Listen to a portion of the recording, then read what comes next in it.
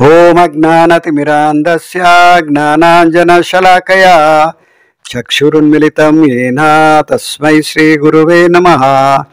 ನಮೋ ಓಂ ವಿಷ್ಣುಪಾದಾಯ ಕೃಷ್ಣಪ್ರೇಷ್ಠಾಯ ಭೂತಲೇ ಶ್ರೀಮತೆ ಭಕ್ತಿ ವೇದಾಂತ ಸ್ವಾಮಿನಿತಿ ನಾಮಿನೇ. ನಮಸ್ತೆ ಸರಸ್ವತಿ ದೇವೆ ಗೌರವಾಣಿ ಪ್ರಚಾರಿಣೆ ನಿರ್ವಿಶೇಷ ಶೂನ್ಯವಾದಿ ಪಾಶ್ಚಾತ್ಯ ದೇಶತಾರಿಣಿ. जय श्री कृष्ण चैतन्य प्रभु नित्यानंद श्री अद्वैत गदाधर श्रीवासादि गौर भक्त वृंद. हरे कृष्ण कृष्ण कृष्ण हरे हरे, हरे राम राम राम हरे हरे. हरे कृष्ण. एल्रिगू आत्मीय स्वागत. भगवद्गीता यथारूप अध्याय 9 श्लोक 8. प्रकृतिं स्वामवस्थभ्य विसृजामि पुनः पुनः भूतग्रामं इमं कृत्स्नम् ಅವಶಂ ಪ್ರಕೃತೆ ವಶಾತ್. ಅನುವಾದ: ಇಡೀ ವಿಶ್ವ ವ್ಯವಸ್ಥೆಯು ನನ್ನ ಅಧೀನವಾಗಿದೆ. ನನ್ನ ಸಂಕಲ್ಪದಿಂದ ಅದು ಮತ್ತೆ ಮತ್ತೆ ರೂಪ ತಾಳುತ್ತದೆ ಮತ್ತು ನನ್ನ ಸಂಕಲ್ಪದಿಂದ ಕೊನೆಗೆ ಅದು ನಾಶವಾಗುತ್ತದೆ. ಭಾವಾರ್ಥ: ಈ ಭೌತಿಕ ಜಗತ್ತು ದೇವೋತ್ತಮ ಪರಮಪುರುಷನ ಕೆಳಮಟ್ಟದ ಶಕ್ತಿಯ ಅಭಿವ್ಯಕ್ತಿ. ಇದನ್ನು ಆಗಲೇ ಅನೇಕ ಬಾರಿ ವಿವರಿಸಿದೆ. ಸೃಷ್ಟಿಯ ಕಾಲದಲ್ಲಿ ಐಹಿಕ ಶಕ್ತಿಯು ಮಹತ್ತತ್ವವಾಗಿ ಬಿಡುಗಡೆ ಹೊಂದುತ್ತದೆ. ಪ್ರಭುವು ತನ್ನ ಮೊದಲ ಪುರುಷಾವತಾರವಾದ ವಿಷ್ಣುವಾಗಿ ಇದನ್ನು ಪ್ರವೇಶಿಸುತ್ತಾನೆ. ಆತನು ಕಾರಣ ಸಮುದ್ರದಲ್ಲಿ ಮಲಗಿ ಗರ್ಭೋದಕಶಾಹಿ ವಿಷ್ಣುವಾಗಿ ತಾನು ಹೊರಬಿಡುವ ಉಸಿರಿನಿಂದ ಲೆಕ್ಕವಿಲ್ಲದಷ್ಟು ವಿಶ್ವಗಳನ್ನು ಸೃಷ್ಟಿಸುತ್ತಾನೆ. ಈ ರೀತಿಯಲ್ಲಿ ಪ್ರತಿಯೊಂದು ವಿಶ್ವವೂ ಸೃಷ್ಟಿಯಾಗುತ್ತದೆ. ಮುಂದೆ ಅವನು ಕ್ಷೀರೋದಕಶಾಹಿ ವಿಷ್ಣುವಾಗಿ ಪ್ರಕಟಗೊಳ್ಳುತ್ತಾನೆ. ಈ ವಿಷ್ಣುವು ಪರಮಾಣುವರೆಗೆ ಎಲ್ಲವನ್ನೂ ಪ್ರವೇಶಿಸುತ್ತಾನೆ. ಈ ವಿಷಯವನ್ನು ಇಲ್ಲಿ ವಿವರಿಸಿದೆ. ಆತನು ಎಲ್ಲವನ್ನೂ ಪ್ರವೇಶಿಸುತ್ತಾನೆ. ಜೀವಿಗಳ ಮಾತು ಹೇಳುವುದಾದರೆ ಅವರು ಈ ಐಹಿಕ ಪ್ರಕೃತಿಯ ಗರ್ಭದಲ್ಲಿ ಸೇರುತ್ತಾರೆ. ತಮ್ಮ ಇಂದಿನ ಕರ್ಮಗಳ ಫಲವಾಗಿ ಬೇರೆ ಬೇರೆ ಸ್ಥಾನಗಳನ್ನು ಪಡೆಯುತ್ತಾರೆ. ಹೀಗೆ ಐಹಿಕ ಜಗತ್ತಿನ ಚಟುವಟಿಕೆಗಳು ಪ್ರಾರಂಭವಾಗುತ್ತವೆ. ಬೇರೆ ಬೇರೆ ಜೀವಿ ವರ್ಗಗಳ ಚಟುವಟಿಕೆಗಳು ಈ ರೀತಿಯಲ್ಲಿ ಸೃಷ್ಟಿಯ ಕ್ಷಣದಿಂದಲೇ ಪ್ರಾರಂಭವಾಗುತ್ತವೆ. ಎಲ್ಲವೂ ವಿಕಸನವಾಗುತ್ತವೆ ಎಂದೇನೂ ಅಲ್ಲ. ಬೇರೆ ಬೇರೆ ಜೀವವರ್ಗಗಳು ವಿಶ್ವದೊಡನೆಯೇ ಕೂಡಲೇ ಸೃಷ್ಟಿಯಾಗುತ್ತವೆ. ಮನುಷ್ಯರು, ಪ್ರಾಣಿಗಳು, ಪಕ್ಷಿಗಳು ಎಲ್ಲ ಒಟ್ಟಿಗೆ ಸೃಷ್ಟಿಯಾಗುತ್ತವೆ. ಏಕೆಂದರೆ ಜೀವಿಗಳು ಇಂದಿನ ವಿನಾಶದ ಹೊತ್ತಿನಲ್ಲಿ ಇಟ್ಟುಕೊಂಡಿದ್ದ ಬಯಕೆಗಳು ಮತ್ತೆ ಪ್ರಕಟವಾಗುತ್ತವೆ. ಅವಶಂ ಎನ್ನುವ ಪದವು ಜೀವಿಗಳು ಈ ಪ್ರಕ್ರಿಯೆಯಲ್ಲಿ ಏನನ್ನೂ ಮಾಡುವುದಿಲ್ಲ ಎನ್ನುವುದನ್ನು ಸೂಚಿಸುತ್ತದೆ.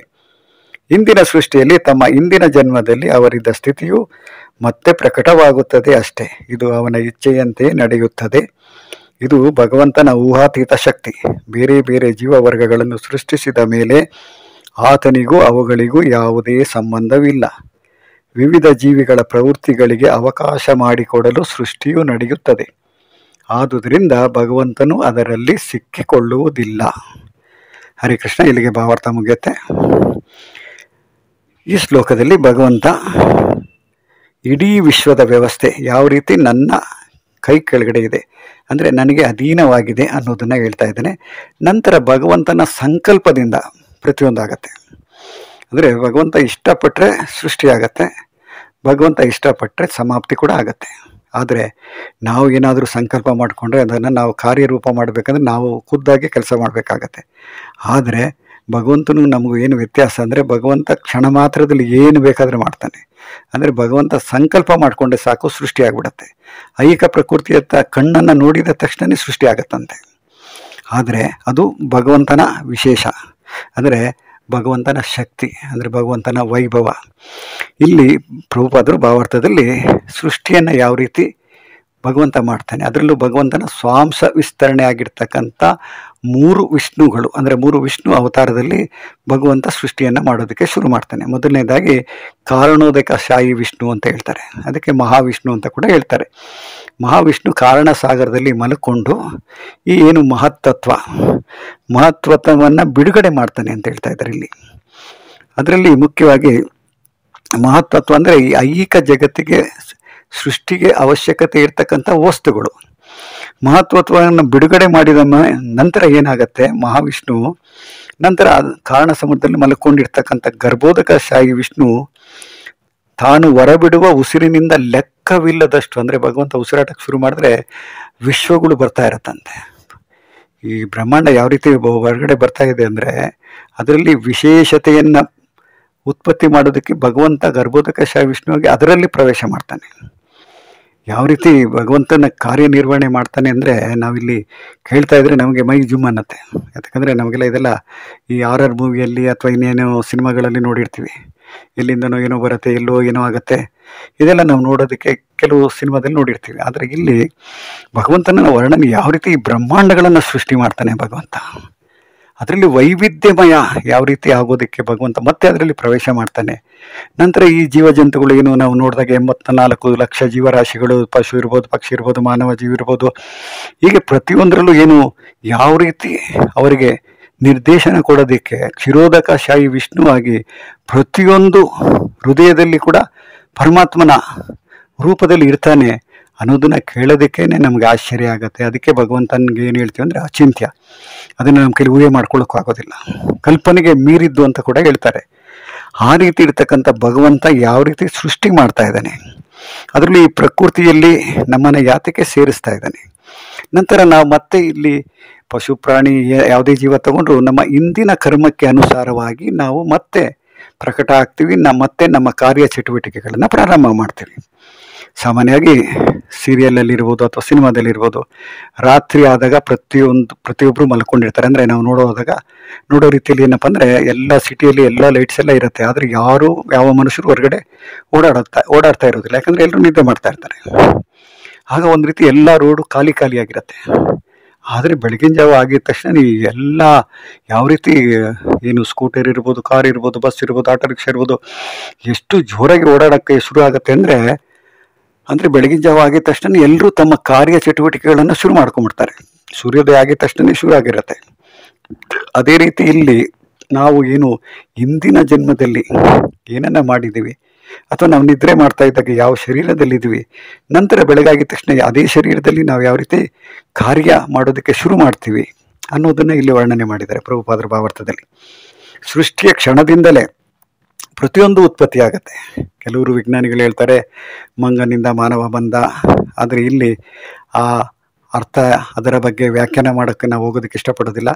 ಯಾಕಂದರೆ ಇಲ್ಲಿ ಹೇಳ್ತಕ್ಕಂಥದ್ದು ಪ್ರಭುಪಾದರ ಭಾವಾರ್ಥದಲ್ಲಿ ಏನು ಕೊಟ್ಟಿದ್ದಾರೆ ಅಂದರೆ ಸೃಷ್ಟಿಯ ಕ್ಷಣದಿಂದಲೇ ಪ್ರತಿಯೊಂದು ಪ್ರಾರಂಭ ಆಗುತ್ತೆ. ಪಶು ಇರ್ಬೋದು, ಪ್ರಾಣಿ ಇರ್ಬೋದು, ಗಿಡ ಮರ ಇರ್ಬೋದು, ಮನುಷ್ಯ ಇರ್ಬೋದು, ಏನು 84 ಲಕ್ಷ ಜೀವರಾಶಿಗಳು ರಾತ್ರಿ ಮಲ್ಕೊಂಡು ಬೆಳಗ್ಗೆ ಎದ್ದು ಯಾವ ರೀತಿ ಕಾರ್ಯ ಮಾಡೋದಕ್ಕೆ ಶುರು ಮಾಡ್ತಾರೆ, ಆ ರೀತಿ ಪ್ರತಿಯೊಬ್ಬರು ಒಂದೇ ಕ್ಷಣದಲ್ಲಿ, ಅಂದರೆ ಅವರು ಹಿಂದೆ ಯಾವ ಶರೀರದಲ್ಲಿದ್ದರು, ಅಂದರೆ ರಾತ್ರಿ ಮಲ್ಕೊಂಡಾಗ ಯಾವ ಶರೀರದಲ್ಲಿದ್ದರು, ಬೆಳಗಾಗಿದ ತಕ್ಷಣ ಅವ್ರಿಗೆ ಮತ್ತೆ ಚೈತನ್ಯ ಬಂದಾಗ ಬೆಳಕನ್ನು ನೋಡಿದ ತಕ್ಷಣ ಅವ್ರ ಕಾರ್ಯನ ಶುರು ಮಾಡಿಕೊಡ್ತಾರೆ.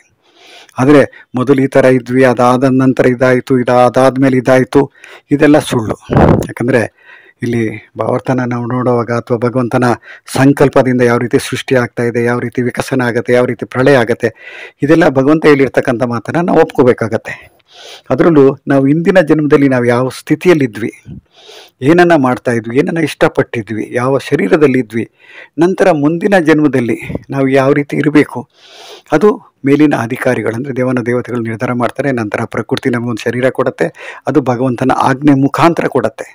ನಂತರ ಬೇರೊಂದು ಶರೀರ ಪಡ್ಕೊಂಡು ನಾವು ಸುಖ, ದುಃಖ, ನೋವು ಮತ್ತು ನಲಿವು ಇದನ್ನೆಲ್ಲ ನಾವು ಅನುಭವಿಸ್ತಾ ಇರ್ತೀವಿ. ಮತ್ತೆ ಈ ಸೃಷ್ಟಿ ನಡೀತಾನೇ ಇರುತ್ತೆ.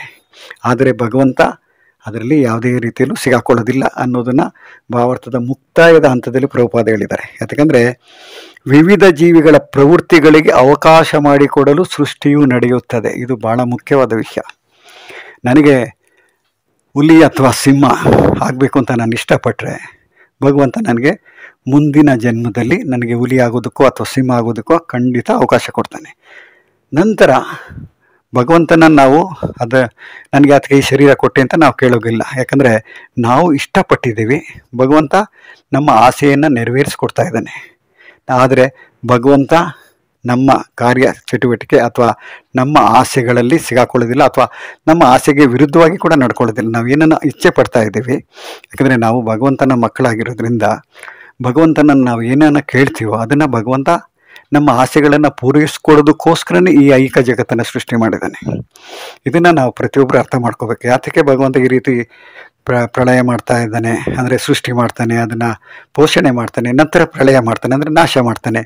ಇದನ್ನು ಅರ್ಥ ಮಾಡ್ಕೋಬೇಕಾದ್ರೆ ಪ್ರತಿಯೊಂದು ಭಗವಂತ ಮಾಡ್ತಾ ಇರ್ತಕ್ಕಂಥದ್ದು ನಮ್ಮ ಅಭಿರುಚಿ ಅಂದರೆ ನಮಗಿರ್ತಕ್ಕಂಥ ಆಸೆಯನ್ನು ಪೂರೈಸಿಕೊಳ್ಳೋದಕ್ಕೋಸ್ಕರ ಭಗವಂತ ನಮ್ಗೆ ಅನುಕೂಲ ಮಾಡಿಕೊಡ್ತಾ ಇದ್ದಾನೆ ಹೊರತು ಭಗವಂತನಿಂದ ನಾವು ಯಾವುದೇ ರೀತಿಯಲ್ಲಿ ಏನನ್ನು ಬಯಸ್ತಾ ಇದ್ದೀವಿ ಅದನ್ನು ಪೂರ್ತಿ ಮಾಡ್ತಾ ಇದ್ದಾನೆ ಹೊರತು ಅದರಲ್ಲಿ ಭಗವಂತನ ಸ್ವಂತ ಇಚ್ಛೆ ಏನೂ ಇಲ್ಲ.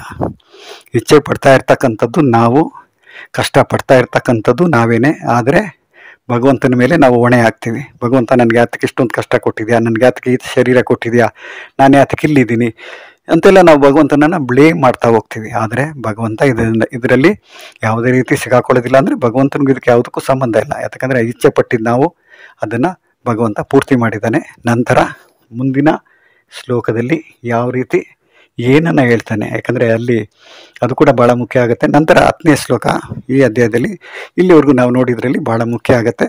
ಅದನ್ನು ನಾವು ನಾಳೆ ನಾಡಿದ್ದು ನೋಡೋಣ. ಹರೇ ಕೃಷ್ಣ.